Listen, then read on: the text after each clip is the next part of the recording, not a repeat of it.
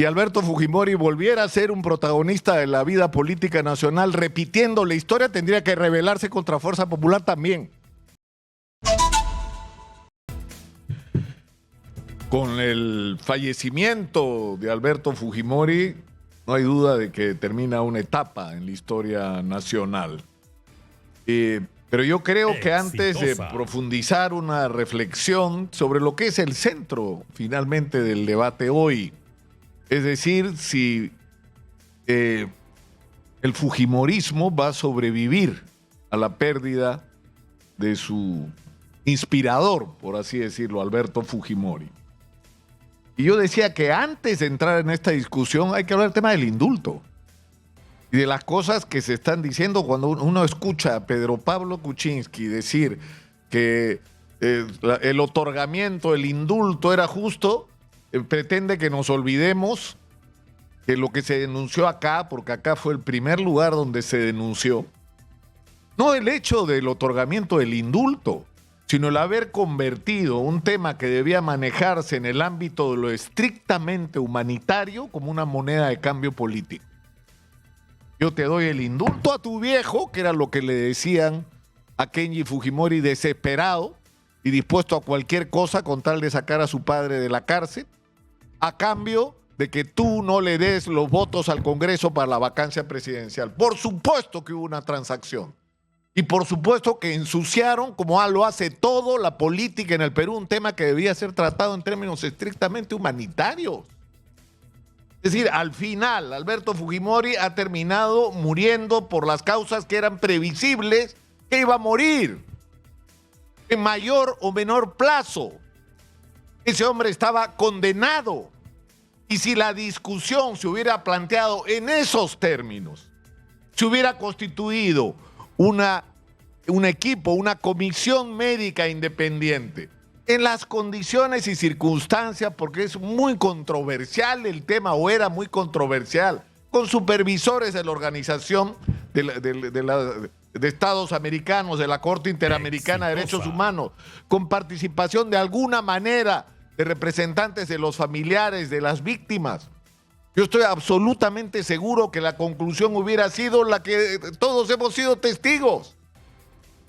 La condición de salud del señor ameritaba un indulto humanitario. Pero todo esto se ha ensuciado no solo por el odio, porque lamentablemente en el Perú hay demasiado odio, sino por esta capacidad espantosa de los políticos, insisto, de ensuciarlo todo. Una discusión que debía ser sobre esto, sobre la salud de este hombre y sobre si era justificado o no dejarlo ir a su casa para que muera como finalmente murió al lado de su familia. No. Se convirtió en una transacción donde ¿qué te doy y qué me das? Yo te doy el indulto, tú me quitas los votos para que no me vaquen, PPK. ¿Qué crees que no tenemos memoria? Donde festinaron documentos. El indulto estaba a punto de darse y todavía no estaba hecho el trámite elemental ni la solicitud. O en el último periodo, donde la resolución del Tribunal Constitucional tiene más que ver con los cubileteos políticos y las mutuas concesiones que se están haciendo entre quienes supuestamente eran enemigos hasta hace poco y hoy prácticamente están dirigiendo el país. Porque en eso se convirtió. Entonces yo creo que de esto, o sea, esto del indulto es una señal de aquello de lo que nos tenemos que salir. De eso nos tenemos que salir, de este fango en el que nos hemos estado revolcando y que nos ha hecho tanto daño. Esa incapacidad de mirar con la cabeza fría y con objetividad cada tema. Cada tema. Incluyendo el del verdadero papel de Alberto Fujimori, es decir, ser capaces de mirar y decir, este hombre hizo cosas importantes, sí, y sería mezquino no reconocerla, pero cometió enormes errores, cometió agravios a la sociedad peruana, porque las cosas incluso que hizo bien las pudo hacer en democracia y optó por controlarlo todo del brazo de Vladimiro Montesinos. Controlar las Fuerzas Armadas, la policía, la política, los medios de comunicación, toda la vida institucional. No había en el Perú juicio, contrato, licitación que se hiciera, que tuviera un mínimo de importancia, que no pasara por la salita de Vladimiro Montesinos. Y la justicia ha sido bastante imperfecta. Porque si en este momento supiéramos toda la verdad sobre lo que fue la corrupción en esa salita y todos los empresarios que pasaron por ahí para arreglar grandes negocios, hay muchos que estarían en la cárcel y que ni siquiera han sido investigados. Pero en fin, es decir, esa fue la opción, el del control de la sociedad. A lo que se sumó, por supuesto, violaciones a los derechos humanos que ocurrieron, por supuesto que ocurrieron, ¿no? Pero también es cierto, como lo reclaman los fujimoristas, que a ellos se les juzga con mayor severidad que a los anteriores gobiernos, donde ocurrieron horrores y espantos en términos de violaciones a los derechos humanos. Pero el tema hoy es si finalmente el fujimorismo va a sobrevivir a Fujimori. Miren ustedes las paradojas de la vida. Hace 34 años, Alberto Fujimori insurgió a la vida política como un outsider, como un hombre que se rebelaba no solo contra la terrible crisis económica, social y de seguridad que vivíamos por el terrorismo y la hiperinflación, sino que se rebelaba contra la clase política, contra los políticos ineptos y corruptos que habían puesto al país al borde del abismo. Y 34 años después, fíjense ustedes, los peruanos estamos en la misma situación. Estamos hartos de la ineficiencia, la corrupción con la que los políticos manejan la conducción del país. Y fíjense ustedes, parte de esa clase política son los que se pretenden herederos de Alberto Fujimori, es decir, Fuerza Popular, que no es ni de lejos lo que en algún momento, cuando capturaron a Abimael Guzmán o cuando la economía empezó a resucitar en el Perú y cuando se empezaron a tener los primeros síntomas de estabilidad económica y volvió el oxígeno y la esperanza a muchos peruanos, no estamos ni de lejos con la popularidad del fujimorismo. Keiko Fujimori, su verdadero voto del año 2021 no llegó al 12% de quienes participaron en las elecciones. Dicho sea de paso, porque si lo proyectamos al electorado global, su porcentaje es incluso aún menor. Aún menor, esa es su realidad, esa era su realidad. Y lo que ha ocurrido desde 2021 hasta ahora es un profundo descrédito. O sea, ¿ustedes creen que el Congreso de la República tiene la miseria de aprobación que tiene y el desprecio que le tiene la gente a la clase política no incluye a Fuerza Popular, que se pretende heredera del fujimorismo? Cuando son parte de todo este festival que estamos viendo cada día en el Congreso de la República, estas barbaridades de legislación que están produciendo y pariendo casi cada semana, cuando están tomando decisiones en un país que está pasándola mal, donde la gente tiene que chambear más para ganar menos y pagar productos más caros.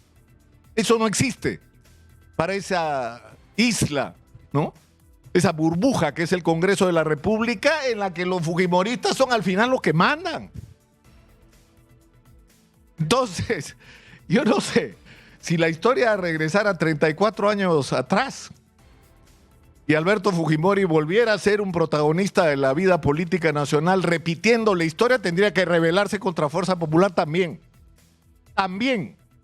Porque finalmente es parte de lo mismo, porque otra vez tenemos una clase política que vive de espaldas al país y que es la responsable de que las cosas en este país no hayan cambiado. De que aquello que se hizo de bien, que permitió el crecimiento económico, que nos abrió nuestra economía al mundo, con todos los defectos que se cometieron y los errores que se cometieron en el camino. La independización del Banco Central de Reserva de las decisiones políticas, es decir, aquello que nos ha dado estabilidad, no ha podido convertirse en una transformación de la vida de la gente. Por Dios, el 80% de los peruanos viven en la informalidad. Tenemos una cantidad de niños anémicos, desnutridos, que es una vergüenza. Nuestro sistema de salud y de educación pública se caen a pedazos. No tenemos infraestructura. Vamos a inaugurar el puerto de Chancay y da miedo. Porque si ahora llegar desde Lima a Chancay es un infierno, imagínense cuando haya miles de containers entrando y saliendo del puerto. Lo que va a hacer eso. Y no tenemos infraestructura y nadie ha pensado en eso porque no tenemos proyecto nacional de largo plazo. Los inversionistas, los chinos, ellos saben lo que quieren del Perú. Nosotros mismos no lo sabemos porque no hemos sido capaces de definirlo. No tenemos agua potable, las condiciones ni saneamiento en Chancay. Vamos a inaugurar el más grande puerto de Sudamérica. Fíjense ustedes, ¿y de quién es responsabilidad eso?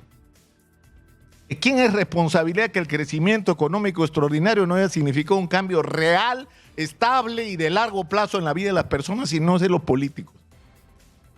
Y fíjense ustedes, insisto en esto, el fujimorismo o el pretendido fujimorismo, lo que reclaman la herencia de Alberto Fujimori, encabezado por Keiko Fujimori, finalmente son parte de lo mismo, insisto, que lo que hace 34 años provocó el fenómeno y el tsunami de Alberto Fujimori. La rebelión contra los políticos ineptos, corruptos, ineficaces, de espaldas al país. Fíjense ustedes. Yo creo que lo que va a ocurrir, y no hay que ser brujo para ellos, es que el país ya no quiere mirar hacia atrás. Los peruanos ya no queremos seguir viviendo, revolcándonos en el fango de los odios que se han acumulado durante 3 décadas. No, ya eso tuvimos suficiente. Lo que queremos es mirar el futuro con optimismo. Y tenemos la posibilidad, no solo la esperanza, la ilusión de que se puede mirar el futuro con optimismo. Tenemos un futuro extraordinario, tenemos una oportunidad de oro para transformar la vida de todos los peruanos y no solo de algunos. La de todos, la de dar educación, salud, infraestructura, acceso al crédito, es decir, la vida de la inmensa mayoría de peruanos puede cambiar de una manera dramática si hacemos las cosas correctamente. Pero si vamos a estar pensando en que tenemos que, ¿a qué pasado queremos regresar? ¿Al de Keiko que quiere llevarnos a lo que su papi hizo hace 30 años? ¿O a lo que pretende llevarnos a Antauro Humala, a lo que el general Velasco hizo hace 50? Es decir, ¿de eso se trata? De que estemos pensando a qué parte del pasado que ya demostró exitosa, a dónde nos lleva, o nos ponemos a pensar en el futuro, recogiendo del pasado lo que valga la pena recoger, pero mirando sobre todo un mundo distinto. Y con esto quiero terminar. Miguel Vega Alvear estuvo sentado en esta mesa. ¿Y por qué es importante este hombre? Porque fue parte clave del equipo que desarrolló el proyecto económico y social del Movimiento Libertad, del que se apropió mal Alberto Fujimori años después. Y él mismo ha dicho, el mundo hace 34, 35 años no es el mismo. Nuestro principal socio comercial ya no es Estados Unidos, es la China. El mercado mundial ya no se realiza en el Atlántico, se realiza en el Pacífico. El 70% de la economía mundial se mueve ahí. El mundo cambió. Y hay gente que pretende que sigamos viviendo con los parámetros, las ilusiones, las pasiones y que repitamos incluso los errores de décadas atrás. No. Yo creo que nuestra obligación, insisto, es rescatar todo lo rescatable del pasado, pero sobre todo pensar en los enormes retos y posibilidades que tenemos hacia el futuro. Y eso va a cambiar las cosas, porque eso nos va a permitir descubrir finalmente que hay muchísimos asuntos en los que la inmensa mayoría de peruanos podemos estar de acuerdo y podemos empujar juntos en la misma dirección. Y eso va a sorprender, pero eso es lo que no quieren los que viven del fraccionamiento, de la división y de la polarización. En fin, ese es el reto. Soy Nicolás Lúcar, esto es Hablemos Claro, estamos en Exitosa, la voz que integra al Perú, 95.5 de la FM en Lima, canal 34 de Movistar.